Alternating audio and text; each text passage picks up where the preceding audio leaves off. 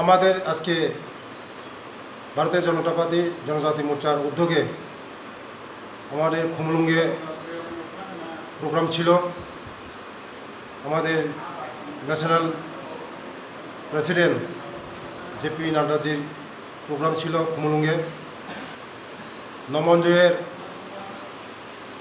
আমার কার্যকর্তারা আসার পথে নমঞ্জয় বাড়িতে তীব্রমথা ধারা আক্রমণ হয়েছে, গাড়ি ভাঙচুর হয়েছে।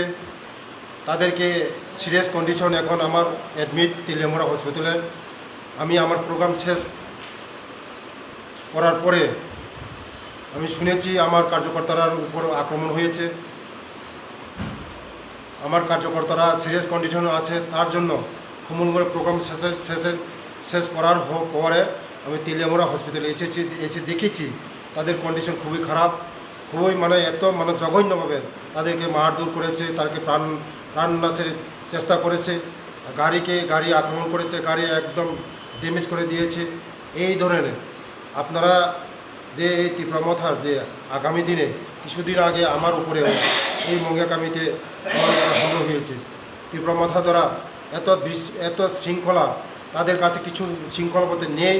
গুন্ডাগিরি, গুন্ডা মাফিয়া, সন্ত্রাস, এই ধরনের সারা ত্রিপুরা আজকে সারা ত্রিপুরা রাজ্যে সন্ত্রাস করেছে। সারা ত্রিপুরা রাজ্যে আমাদের বিজেপি কার্যকর্তাদের উপরে হামলা হয়েছে, সন্ত্রাস হয়েছে, গাড়ির তো ভাঙচুর হয়েছে। তার জন্যই আইন কাউকে ছাড়বে না। যদি মনে করে তারাই শেষ কথা, তারা শেষ কথা না, আইন তাদেরকে সব বিচার করবে।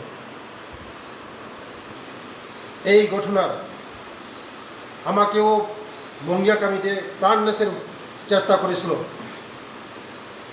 তার জন্যই আমি এই ধরনের ঘটনাকে আমি তীব্র নিন্দা জানাই, তীব্র ধিক্কার জানাই, তীব্র ভাষায় প্রকাশ হয় না। এই ধরনের আমি এই মথার যে এই আক্রমণকে, মথার যেভাবে আমাদের উপর কার্যকর্তার উপর আক্রমণ হয়েছে, এটার আমি পুরো ধিক্কার জানাই। আজকে কি আপনি তেলিয়ামুড়া হসপিটালে দেখা সব? হ্যাঁ, আমি আমার প্রোগ্রাম শেষের পরে আমি তেলিয়ামুড়া হসপিটালে এখন এই আমার কার্যকর্তারা দেখার জন্য এসেছি।